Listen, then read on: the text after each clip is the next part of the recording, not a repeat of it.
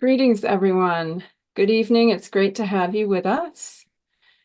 I am Amy Antonucci. I am the chair of the board of New Hampshire Peace Action and really thrilled to see you all here tonight. Tonight is our October 21st, 2024 program in which we are going to be so lucky to hear from Jamila Raqib, the executive director of the Albert Einstein Institution, to discuss effective nonviolence. First, I'll orient folks. For over 40 years, New Hampshire Peace Action has been educating, mobilizing, and organizing to build a more peaceful and just future for all. We do want to start with a quick acknowledgement that we are doing our work on Nidakina, the traditional ancestral homeland of the Abenaki, Wabanaki, and Pennacook peoples. We honor with gratitude the land, the waterways, and the people who have been living in relationship for so many generations. Quick reminder on our Zoom guidelines. We love it when you keep your video on. It's great to see folks, see your faces. We will have your audio muted to start with. You can use the chat throughout to post your questions. And later we will have a time when you can do hand raising as well. We are really excited to welcome tonight Jamila Raqib.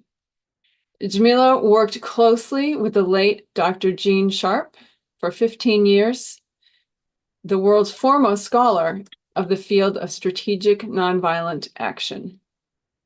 Since 2002, she's been focusing on the development and distribution of educational resources on nonviolent action. She's given workshops on strategic planning for movements, for human rights organizations, universities, governmental bodies all around the world, and consults with individuals and groups who are seeking to achieve goals such as opposing a dictatorship, combating corruption, attaining political rights, economic justice, environmental protection, and women's empowerment. So we're asking her to speak for 30 minutes. She has so much that we could hear from, so we're really grateful that she's been willing to narrow it down a little bit, so just touch on this huge amount of work that she draws from. We'll hear from her and then have Q&A like usual. So please join me in welcoming very visibly Jamila Raqib. Thank you so much. Thank you, Amy. Good evening, everyone. I'm so pleased to be with you today. So thank you to New Hampshire Peace Action for inviting me to share some thoughts. And thanks to all of you for taking the time to join us to, collectively reflect on a topic that is of such great relevance to our communities and to our world. And that's the question of how we can more effectively and powerfully use nonviolent action to address the very serious problems that we face as a global community. If you're here with us today, you're well aware of what a challenging time it is for our world and the urgency and the scale and severity of the problems that we face, which are leaving so many people feeling a deep sense of powerlessness. In spite of the efforts of multitudes of people over centuries, for many people, it can feel like the world is only getting more violent and less free. And this isn't just a matter of people's perceptions. The data actually backs this up. Around the world, we're seeing increased militarization, unchecked violence that continues to destroy the lives of so many. On top of that, we have a climate crisis, which is causing massive destruction and suffering, and it's only getting worse. Meanwhile, authoritarianism is on the rise. Dictators are getting more dictatorial, but also democracy is weakening. Even in places where that were more free, where democracy was sort of taken for granted, places like the United States or Sweden or in Australia, Japan, and Taiwan, So many of the systems and institutions that we have globally put our faith in are really breaking down. But it's not all gloom and doom, because maybe there's a silver lining to the sort of terrible conflict and suffering and vulnerability that we're seeing in our world. And that's that it's activating and radicalizing people. And I mean that in the best sense of the word. We're seeing this in communities and campuses and in streets around the world. People are realizing that, business as usual is no longer an option. They're realizing that no one is coming to save them, that our institutions aren't working, and actually that some of them never did. They were actually designed from the beginning to privilege and exploit some people over others. And the American organizer, Marshall Gans, who you may be familiar with his work, he says that even though they're painful, moments of crisis are moments of opportunity because they make people realize that their choices matter. But what happens next is far from inevitable, because we have to grapple with this powerlessness in our communities. And I know that feeling well because it's characterized so much of my early life. I'll just stop to share a couple of slides here. So I was born in Afghanistan during a time of great brutality and oppression, and that's the Soviet War and occupation of the country in the 1980s. So when I was 4 years old, I became a refugee along with my sisters and my parents and my grandparents and millions of other Afghans who fled the country. And as you can imagine, the experience was really traumatic and formative for me. Um, because it left me with a deep sense of my extreme vulnerability and helplessness. So much of my life, I kind of just felt that massive violations could be committed against me and my family and my community, and that there was really nothing I could do to stop them. So I carried that helplessness with me for years, and it's with this backdrop that I came across Gene Sharp's work on nonviolent resistance. And people, especially young people who are looking for an entry point into human rights or nonviolent resistance, or social justice work, they ask me how I got hooked into this work, the work I've been doing for more than 20 years. And I tell them my own path to working with Gene Sharp wasn't an obvious one. When I discovered uh, nonviolent action, or even that there was such a thing as nonviolent action, I was skeptical because I was under the same misconceptions that so many people in all of our societies have. And that's that nonviolent means of resistance are weak, that they're ineffective, um, that it was a nice concept, but mostly naive. And it was being promoted by privileged folks who were telling other people that violence was morally wrong when they themselves had never actually experienced oppression or actual violation of their rights. We've skipped a few slides, so I'll just kind of zip through them. You can imagine how empowering it was for me to find that there were actually powerful alternatives to violence, that you could be tough and persistent and be nonviolent, that there was a technique, a superior tool that had been used for thousands of years, that it had achieved these incredible victories, and this is a really empowering piece. I think it was for me, and it is for so many people, that there are people studying it in order to learn how it could be used more effectively so that people don't have to rely on their intuition and improvisation. And that by doing it, by studying it systematically and applying it strategically, you can make future struggles more effective than the ones in the past. So that was my introduction to the work with Gene Sharp, who became my mentor and my friend for the 15 years that I worked with him. And I'm sure that many of you are familiar with Gene Sharp's work, but I'll introduce it a bit since it's so foundational to the field of nonviolent action, and so much of what we're talking about today. So Gene Sharp's work goes back to the 1950s. He began his work as a Gandhi scholar, but he quickly realized that what happened in India in the 1920s and 30s was extremely significant, but not completely unique. His early research that he discovered showed that the Gandhi was a brilliant political strategist, but he hadn't actually invented nonviolent struggle. he actually learned from others who came before him. And Gandhi says this in his writings and in his speeches. He says, we must use this Russian method against tyranny. He's talking about the Russian Revolution. He also learned from the US colonial struggle, from Chinese boycott of European goods. So nonviolent action has a rich history going back to ancient times.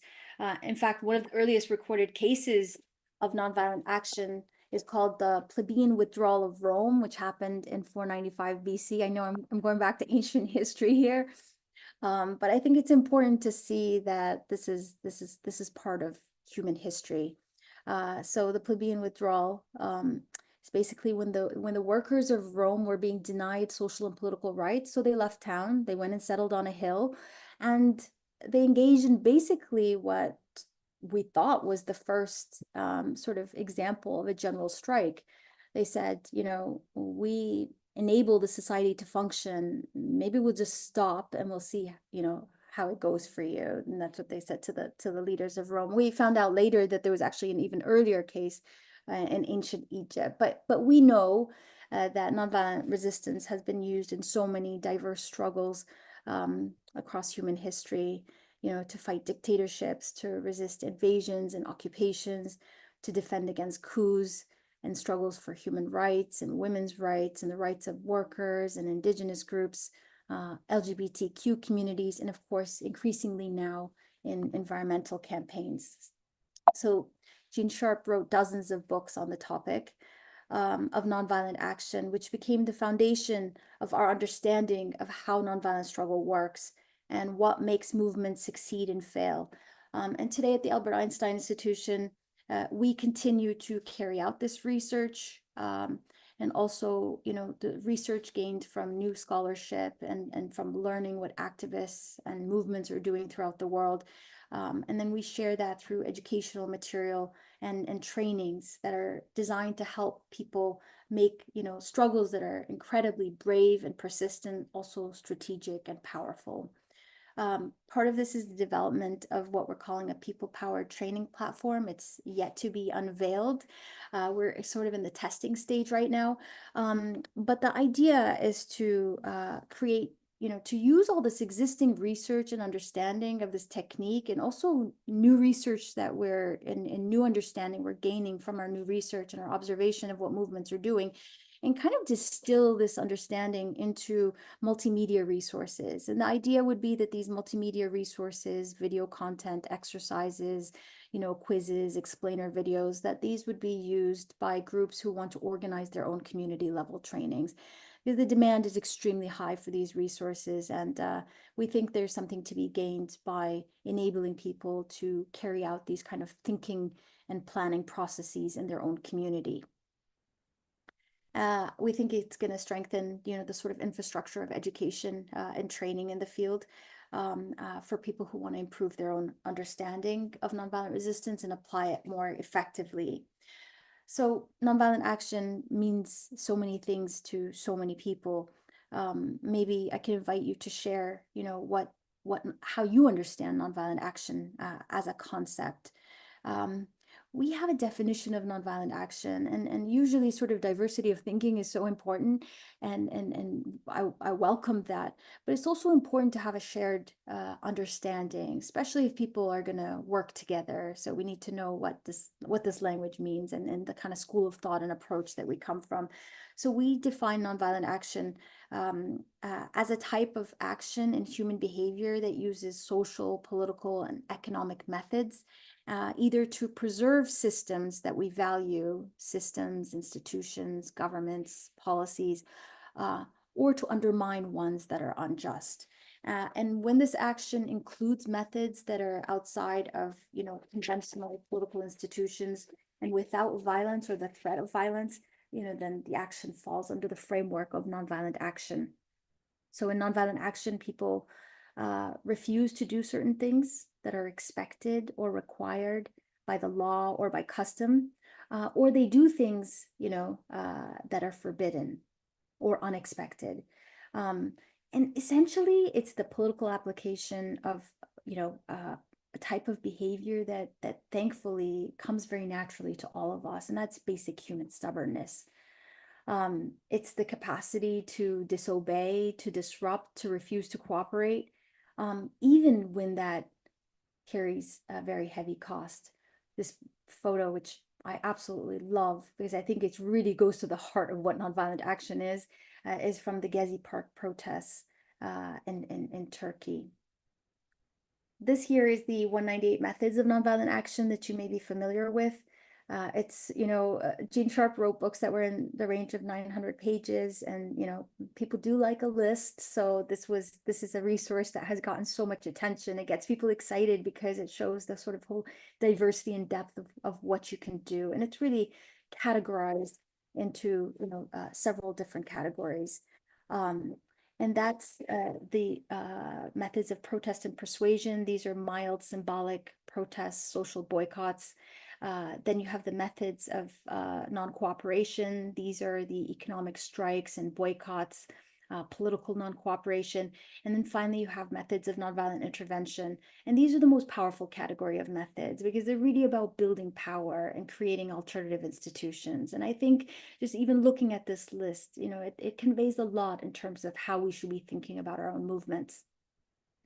So there's a whole, diversity of actions that we can take, and we're seeing these methods and new ones being carried out, by people all over the world today. I just had a quick kind of overview of the news in the past few days, and I wanted to share a few examples of nonviolent action in the world just from this week.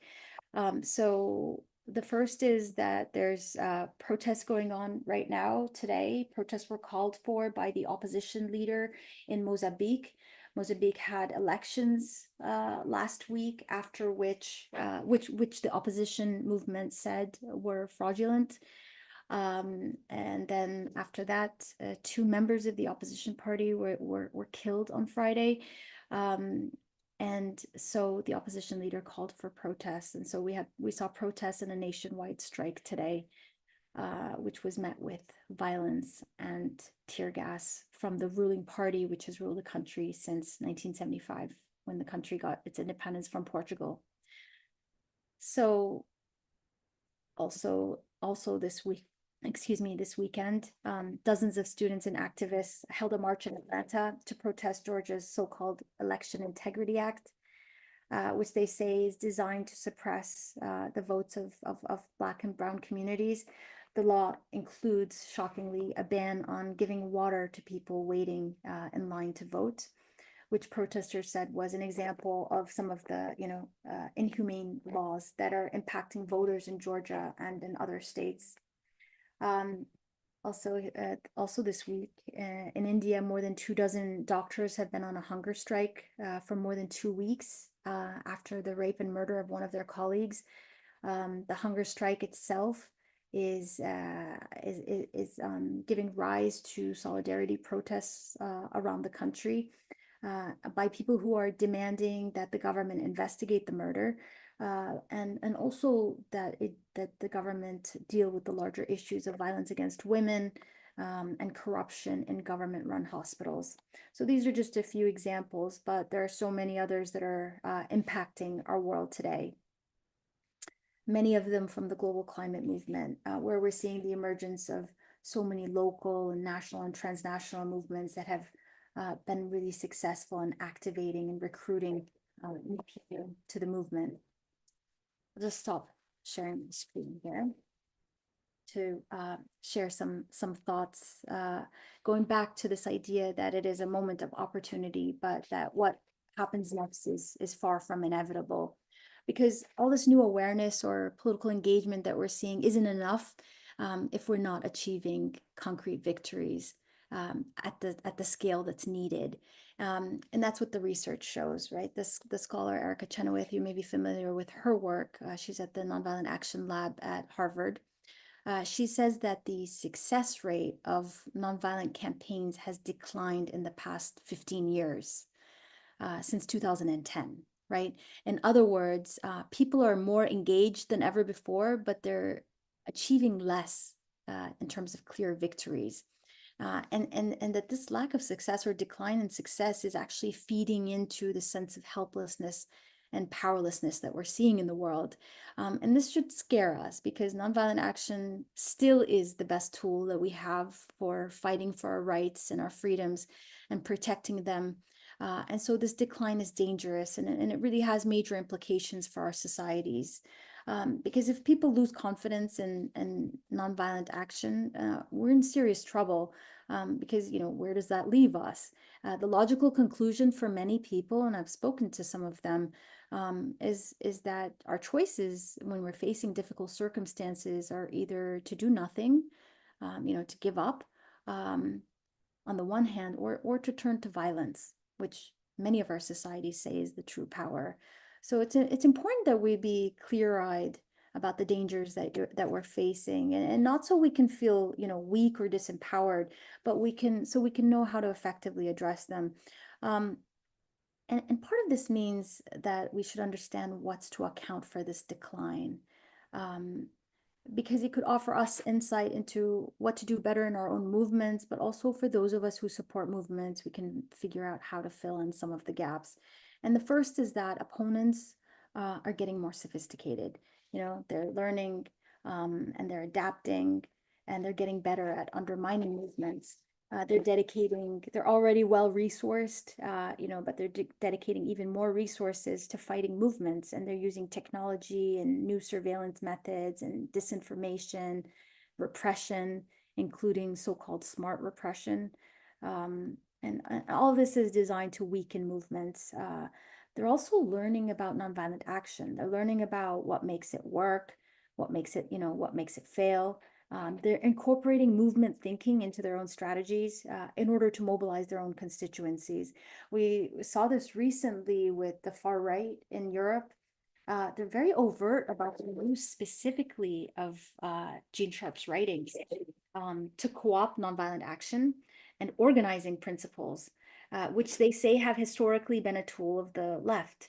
And their strategy is to gain power by rebranding themselves to attract a larger audience, even while their core racist and xenophobic policies remain the same. They're using nonviolent actions like nonviolent blockades to stop migrants, demonstrations and flash mobs, civil disobedience, because they recognize this type of action offers them an advantage to growing participation in their movements. They don't want to be on the fringe. And they're having a lot of success, and it's something to watch for in terms of how it impacts our world, but also how it impacts our country, because these movements are operating very transnationally, and they're learning from one another. You're seeing members of the extreme right coming to the US to learn about the strategies and tactics being used here in our country. And they're incorporating a lot of that learning and inspiration, which is really going beyond borders. And all of that needs to inform our own strategies. But now I just want to talk a little bit about the second reason for the decline in effectiveness, and that has to do with the complicated effect of social media. Some of us remember the euphoria around the Arab Spring, where people said it was inherently democratizing, that these tools were going to lead to a freer and more just world. But we know that that hasn't been the case, because these movements, these tools are allowing our movements to skip some of the most important steps in movement building. And that's really building institutions and building networks and building capacities. And it's these steps that are necessary to build, truly sustainable movements that have the strength to do more than protest and create momentary disruptions, but that can actually win concrete victories and then defend those victories in the long term. Technology isn't always helping people to be more strategic and sustainable or resilient to repression. So think about the movement, or I'll invite you to think about the movement of 20 and 30 or 50 years ago. If you look at just one action like the movement in Washington in August 1963, so it brought together 250,000 people from all over the country, labor unions and religious groups and student groups. And I mean, we can stop and reflect on that for a minute. 250,000 people before social media. Imagine the amount of organizing and logistics that it took to carry out this action, which was itself just one action in the wider civil rights movement. To do what they did, the movement needed strong leadership structure, a network of supporters, a system for decision making. They needed to have a plan, resources. They needed people to be well trained. They needed to understand what their objectives were, and to make sure that the movement remained nonviolent. And to do all of that required time, weeks and months and maybe even years. But now we're seeing huge mobilizations just by calling for them on social media. And we see examples of this all the time. We saw an anti-corruption struggle in Guatemala in 2015, which started with just a small group of friends. They posted on Facebook that they were going to go to the main square to protest the president's corruption scandal. But then 50,000 people showed up. And I'm sure that was very exciting for them, but you can imagine it's very dangerous also if the movement hadn't prepared for this moment of mass mobilization and recruitment. Because when people get activated, you now need to figure out how to incorporate them into the movement in ways that grow power for the movement. Otherwise, you can lose the momentum that you have because things fizzle out, because people engage in unwise behavior like property destruction or violence, among other things. So social media is enabling people to mobilize, to go in the streets without the capacity to carry out those actions effectively. And it's contributing to the decline in effectiveness that we're seeing globally. So where does this leave us? I think it leaves us with a very important job to do, to make sure that as people are becoming activated in our communities, that we also make sure they have access to information and tools and trainings that can help make their actions effective and strategic and powerful. Dr. King said movement building is difficult, and that there's no neat row of buttons that we can press to get the outcomes that we want. But we do have a lot of new understanding of what makes movements succeed and fail. And I know I don't have a lot of time, but maybe I can just share a few thoughts there. We know that having a clearly articulated vision is important, one that not only communicates what we're fighting against, but also what we're fighting for. This requires us to imagine, and paint a picture of the future, one where our institutions and our systems actually meet the needs of our communities. And it requires us to talk to people who are currently not acting, either because they're afraid or out of helplessness or out of self-interest or out of ignorance, and tell them that we have a vision for a better future and that we need their help in making it real. I wonder if we're doing enough of that in our movements. We also know that understanding our opponents is a key part of being strategic.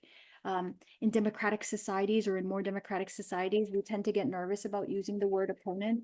But by opponent, I just mean, targets of our campaigns, the groups who need to be persuaded, who need to be pressured, who need to be coerced to change because they're either responsible for the problem or they have the capacity to fix the problem. So by understand our opponents, I mean understand their capabilities, understand their means of repression, understand the people and resources that they need to function and carry out their policies.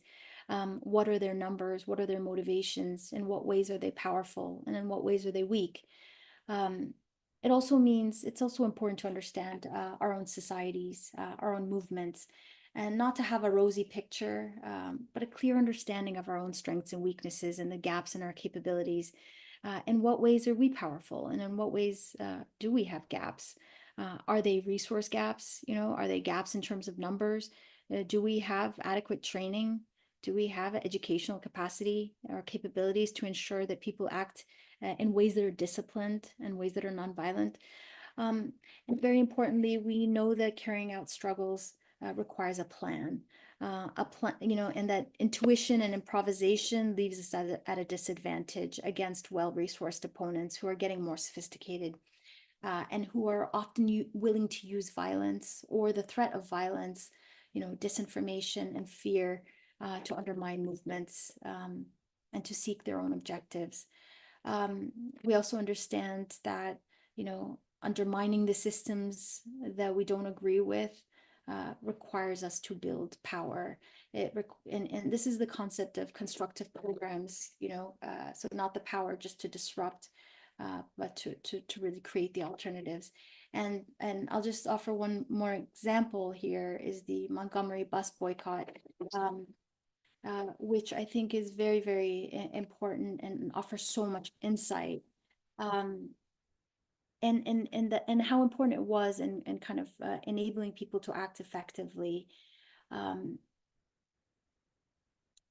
Well, I'm sure you know about the bus boycott, but it was when leaders decided to boycott segregated buses, but they realized they had a problem because 50,000 people relied on the buses to get to work, to get to church, to get to the doctor, to visit their families.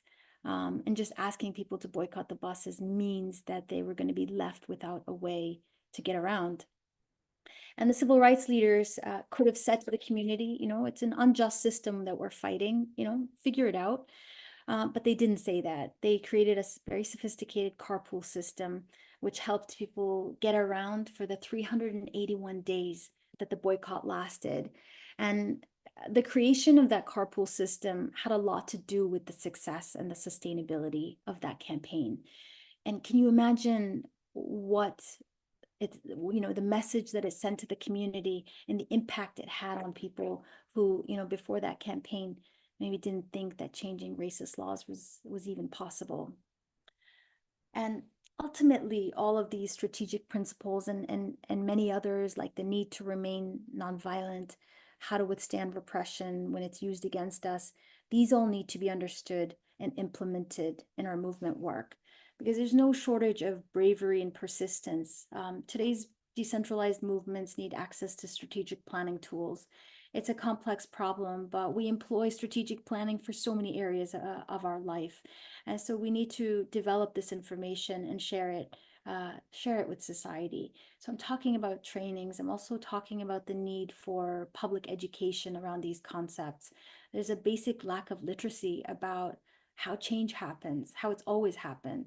And I think this has messed up our theory of change for our societies. We think it's really about asking leadership, without the need to exert some sort of pressure. We also need to figure out how our actions at the community level fit into national, transnational movements. This is really challenging.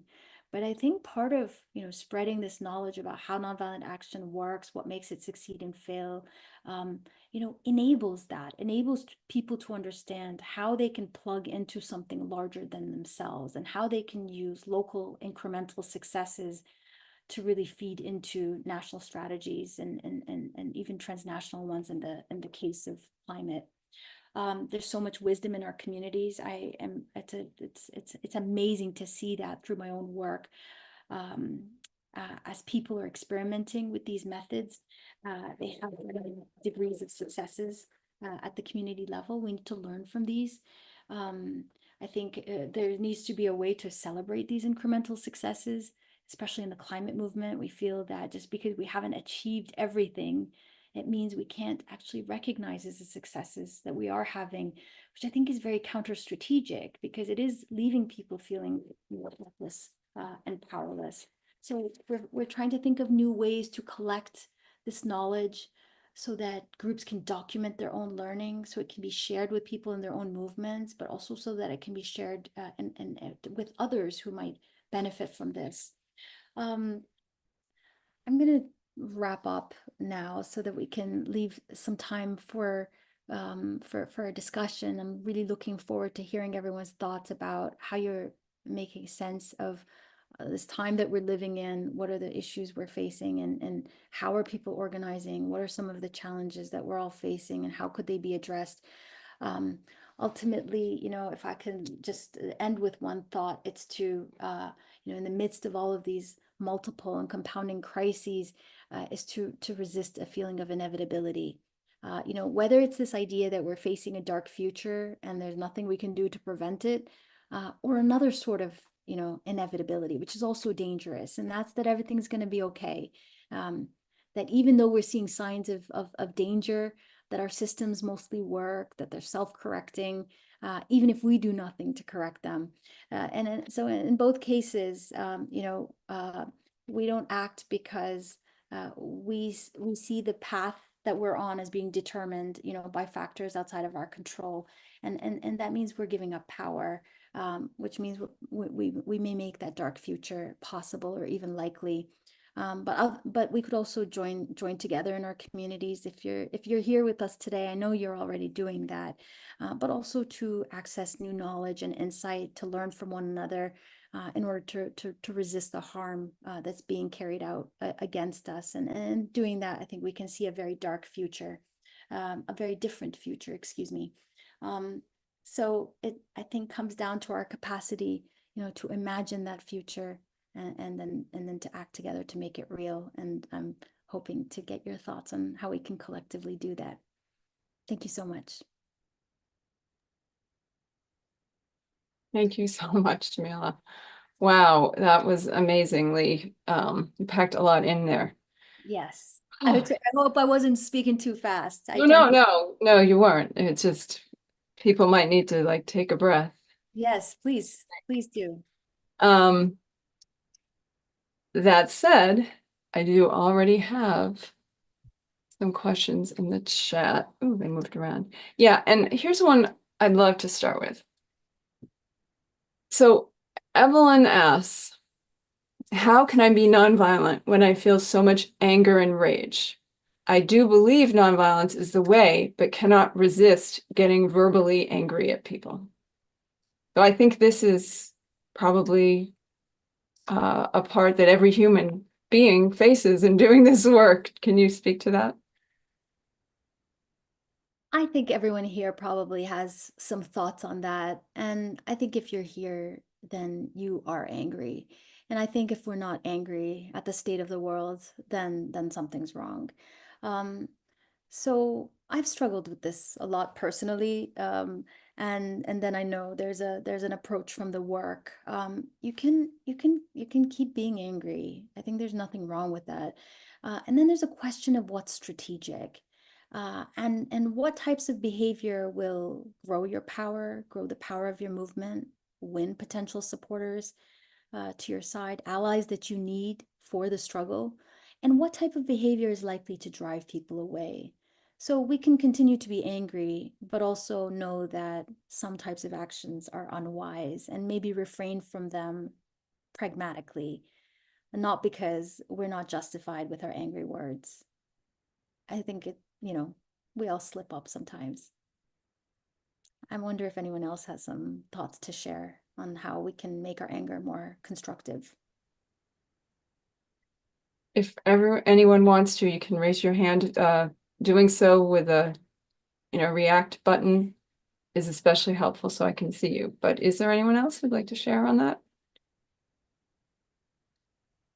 Okay, Mike, I'm going to give you unmuting power. Did that work? Yeah. Yeah, so I have a couple questions, not necessarily to share, but the questions I have would be two case examples. So one would be the Yellow Vest movement in France.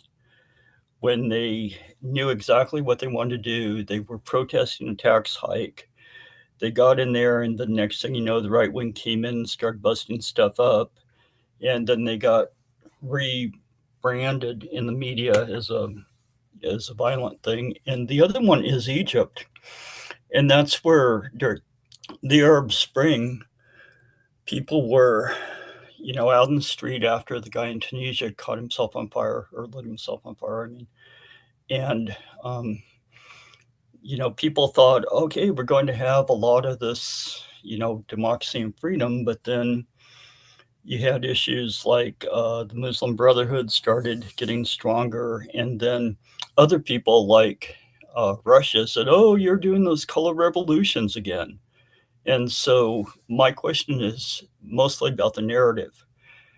What I guess there's nothing you can do to get someone from hijacking your narrative, but how have you dealt with the idea that the best of intentions sometimes get reappropriated by people on the other side? Yeah, it's a great question, Mike. And I think on the question of narrative, well, it's an important part of strategic planning is to develop these narratives potentially in advance to understand that opponents are going to do what they can to undermine you, including the kinds of things that you shared. And we see examples of that, you know. So something that opponents like to say is that protesters or activists are undermining the rule of law. And then there's actions that actually feed into that narrative.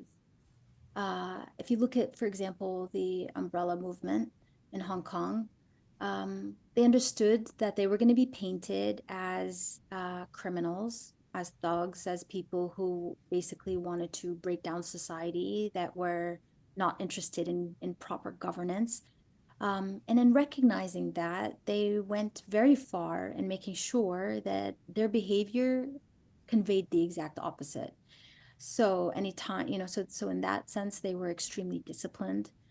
They made sure that when they marched, that following the march, there were people cleaning up after them. They even sorted their recycling. And people said this is because of Asian culture. But actually, it was because there were years of planning that went into that movement. And so ultimately, their success has been that, you know, that they've suffered a number of setbacks, the movement I'm talking about. Um, but in that they won that narrative question. You know, they were very clear about who they were. And I think part of this is the need to, you know, to articulate do's and don'ts to the movement, to talk about what type of behavior is unwanted, and to have some ways to enforce that among their movement, because our movements sometimes are not acting in disciplined ways, and that just, you know, really feeds into opponent narratives. I actually thank you. I had a thought about Evelyn's question around anger. And frankly, for me, it's not just anger. I sometimes am so sad. And, you know, there's all sorts of difficult feelings. And I will tell you what I have learned works for me. Two things. One is the antidote to despair is definitely action, but that it's doing it with others who I can share my anger and my despair and my pain with. And then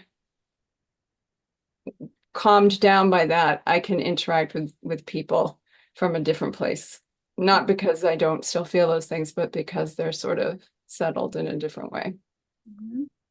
I Yeah, Amy, I think I'm sorry, please No, continue. go ahead. I was gonna say, I think there's a real mental health dimension that sometimes gets left out of our movement spaces, and it's to address, you know, helplessness and fear and anger, and and and that, you know, we need to bring that back in. We need to normalize it, and especially with fear, because I think fear is completely natural. It's not a sign of cowardice. It's not a sign that you're not committed to the struggle, but that it's a natural biological response, even, or evolutionary response.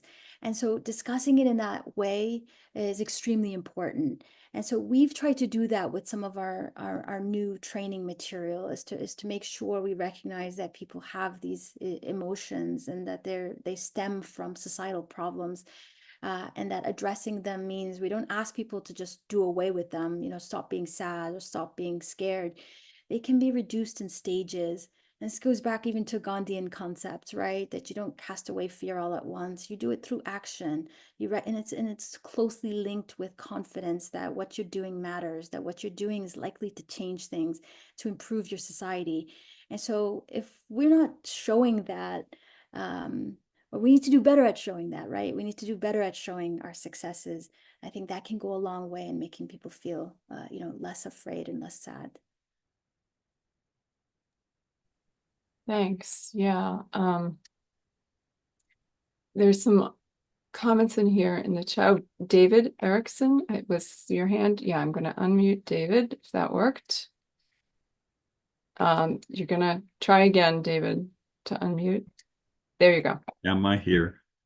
Yeah, when I get angry with others who seem uninformed and acting in ways that hurt others, it helps me to remember two of my friends from my early years, high school friends, even younger than that, who have been misled into, one of them's even stockpiling ammunition in case Republicans lose this election. But I remember him when he defended me in high school from bullies who were bothering me.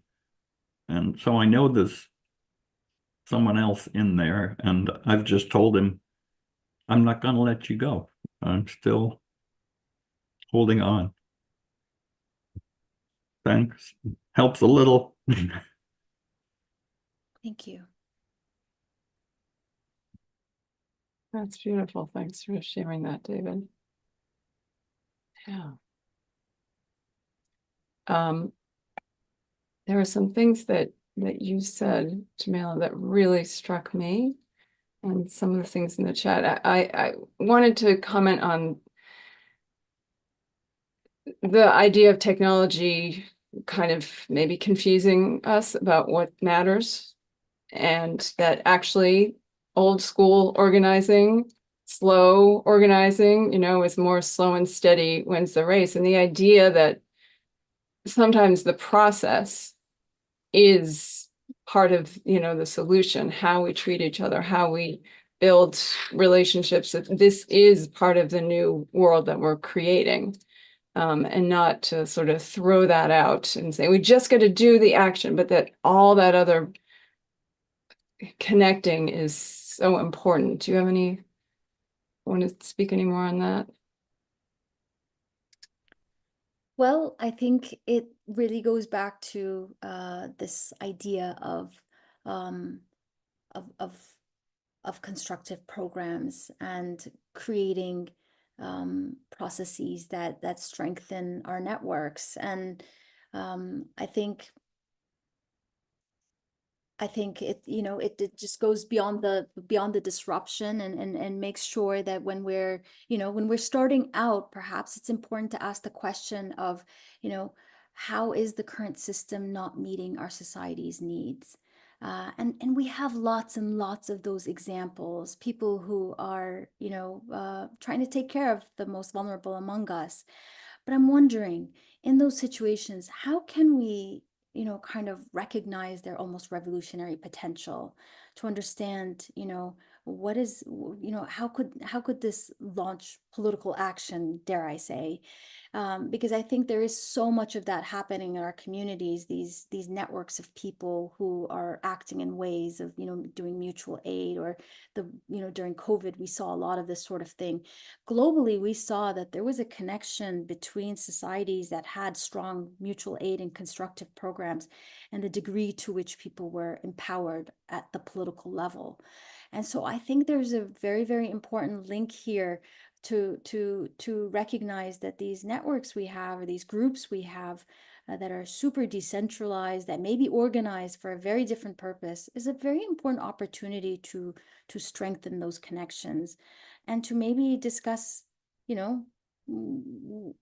political, engagement, political issues in those spaces, issues that affect us socially and politically, especially as if there's crises. So I hope this relates, but I've seen this in places with extreme repression. And we may think that we're a society that is still relatively free in terms of a civil society. We have a lot of space to organize at the moment. We hope that doesn't change. But in societies where, groups meeting and discussing anything, even non-political, that carries a jail sentence, that people are persecuted for that, there's something to learn from them. And I had this example where someone wrote to us from Iran. They said, after the movement, after the uprising last year, that it looks like our movement has collapsed. There was massive repression used against us, but that's not true, because people are still hugely angry, dissatisfied, and they're still looking for ways to act, just waiting for the opportunity. And this person wrote and said, I'm not a national level leader, but we also don't have national level leadership. We don't have a centralized movement. We don't have a strategy, you know, that someone is created and is telling us how to act. We have to figure it out on our own. And he said, you know, but how do we do that? How do we do that given the level of repression? He said, what exists right now is really, really small, decentralized groups of trusted people. It might be 2 or 3 people. It's whoever you trust. It's usually your family and your closest friends. And those groups are trying to design action. They're trying to figure out what to do. And they need resources. They need understanding on how to design action. So related to what you're asking about, how do we build this power? It's to understand that these networks do exist. They may not be political structures, but they can be used for very, very important action, especially in times of crises, and to be constantly thinking about how to strengthen those connections and you know, so they can be used for very important purposes in our societies. Thank you. That is helpful. Andrea is wondering if you know about the Afghan Peace Volunteers. Is this a group that you worked with or connected with? So if I do understand correctly, because there were a few peace movements in Afghanistan, you know, in the past couple of decades, and they were incredibly inspiring, and they came out of areas that were marginalized, like Hazara areas, for example. And one of them, for example, was you know, there was a peace march. There was also one where they were protesting like a pipeline going through their land, and these movements, in the context of such violence and occupation, were actually met with repression from the US backed government. And I thought, what a horribly, like, what a horrible policy, what a missed opportunity. What a horribly missed opportunity in showing people who didn't have a lot of experience with democracy, you know, what democracy was. That actually part of it is holding the government accountable, that it's not just about voting, that it's actually disobeying, that it's using it, you know, especially using nonviolent methods. And instead they were arrested, they were put in jail, and the movement was repressed, and it sent a terrible message to society. And there was a number of you know, really powerful groups of young people that emerged during that period, and I think many of them have gone underground, but I think in many ways they are continuing their work in other ways. So it looks like Andrea must have some information about them, in that they are continuing to assist the most desperate, she says, and that they have found new home countries, which of course we can't fault them for, but going into exile is not the solution.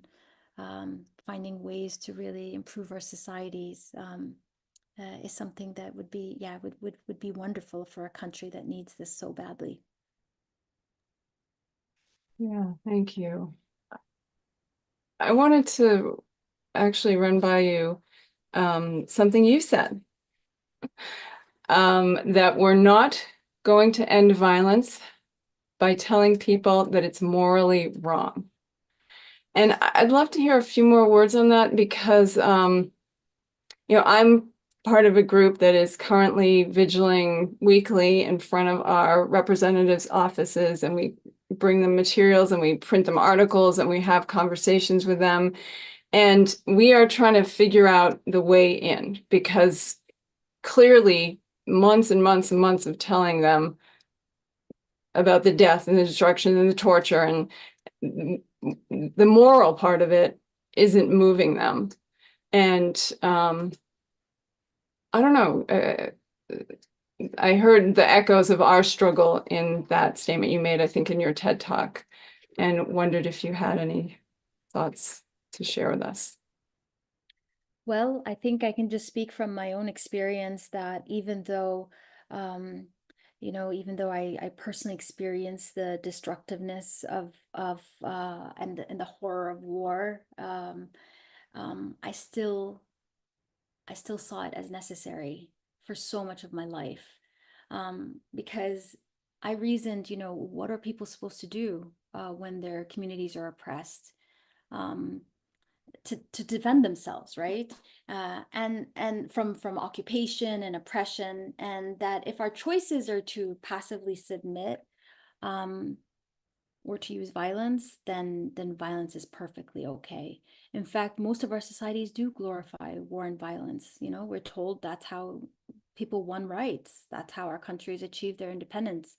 And so we kind of have a tendency, most of us, to fall back on that this is a powerful tool, that it's used for good purposes. No one thinks they're using it for evil purposes. Most people are justifying it, thinking that it's to achieve a better end. So most of our societies think that way. We have to grapple with that. And we may believe it's morally wrong, but we also need to offer alternatives, and we need to show that there are pragmatic alternatives, that this isn't about, sitting back and allowing evil to happen, that actually there are powerful methods that have been used for centuries that are not very well understood because our societies choose to emphasize a different history and to link that with how we got our rights. So I think part of it is to uncover this other history, to make sure that there's more, again, literacy in our societies and understanding about nonviolent means. I think we have to be careful. If we are believers in principled nonviolence, we have to make sure we're not suggesting that that is a prerequisite to taking action, to taking nonviolent action. Gene Sharp wrote a paper called Options for Believers in Principled Nonviolent Action. And essentially, he was telling pacifists that they have a very important role to play in nonviolent movements, but to insist that there needs to be a global transformation in order to participate in nonviolent action is going to be setting the bar too high. And that actually maybe a better approach, if we want to increase participation, if we want to reduce violence in the world, if we want to reduce reliance on violence as an instrument of policy, whether by governments or by resistance movements, is to show that there are these powerful methods that can be employed, and then to make those better known, and then to offer success stories. And unfortunately, we're not doing enough of that.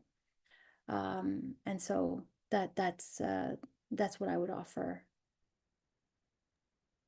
Thank you. And thank you for doing that work. And,